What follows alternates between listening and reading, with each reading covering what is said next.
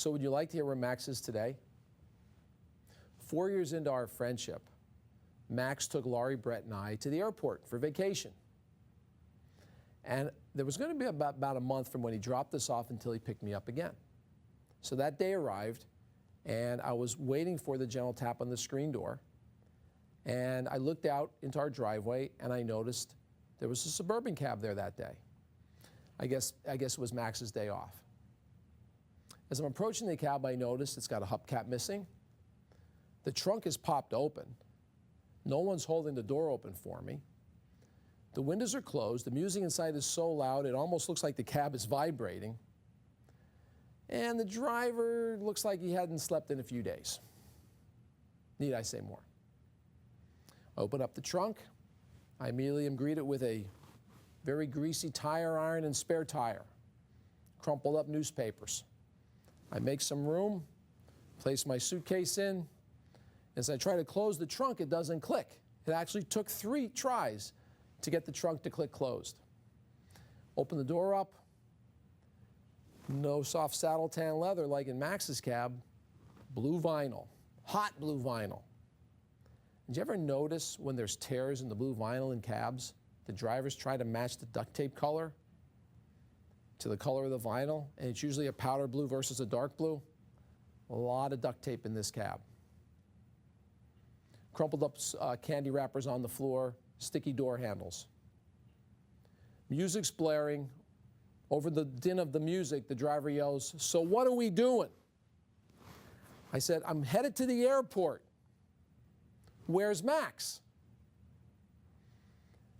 Driver paused, turned the radio down, kind of turned, and he said, "I guess you hadn't heard. He passed away." And I always have to collect myself when I tell this part of the story, because what I didn't tell you earlier, which makes this story even more a miracle, is that my father had passed away about 6 months before Max miraculously appeared at my screen door. And the other thing that went through my mind at that point was, I took this incredible friendship for granted. And don't we sometimes take our best relationships, business and personal, for granted? So I had to find out what happened. Because let's face it, my only friendship was in the cab. It wasn't outside of there. So I asked the driver, "Can you tell me about his services?" And he lit up. He said, "Oh, they were really busy." I said, "Well, what do you mean by busy? Who was there?"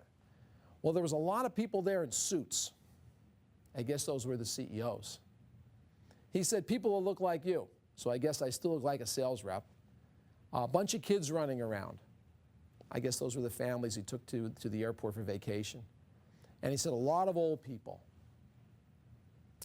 I guess those were the senior citizens with his tour business. And this hard-edged guy with the music blaring got real reflective again. And he said, "You know, we really miss Max around the taxi yard." But I ask you, do you really think Max is gone? I wonder if the CEOs who were lining up to get in this cab to have this experience with this incredible guy took some of that wisdom back into their companies and somehow made folks' lives better. I bet you they did. I can't speak for the other salespeople, but the second year I rode with Max, I won Salesman of the Year. Heck, I have a company, I've written books because of my rides with this incredible guy. I wonder about the kids who are now young adults, if they ever reflect on their family vacations, if they're a little more joyful because of their travels with Uncle Max. And finally, at a time in their lives when our senior citizens are the most lonely and vulnerable, here came Max every Saturday and Sunday to just make their day. So he's really not gone. In fact, if we think about Max in terms of real business performance, did he have incredible customer loyalty? He sure did. Do we want that? Absolutely. He actually made more per transaction, as I mentioned earlier, in a regulated, commoditized business because he had more tips. He got a lot of referrals. I never saw an ad with Max the cab driver on it.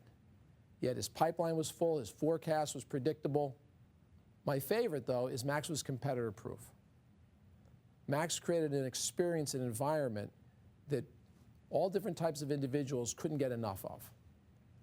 And after all these years and several books and going through speeches and workshops and meeting with people all over the world, I've realized there really is one secret to success. And that's thinking about the relationship first in all of our interactions.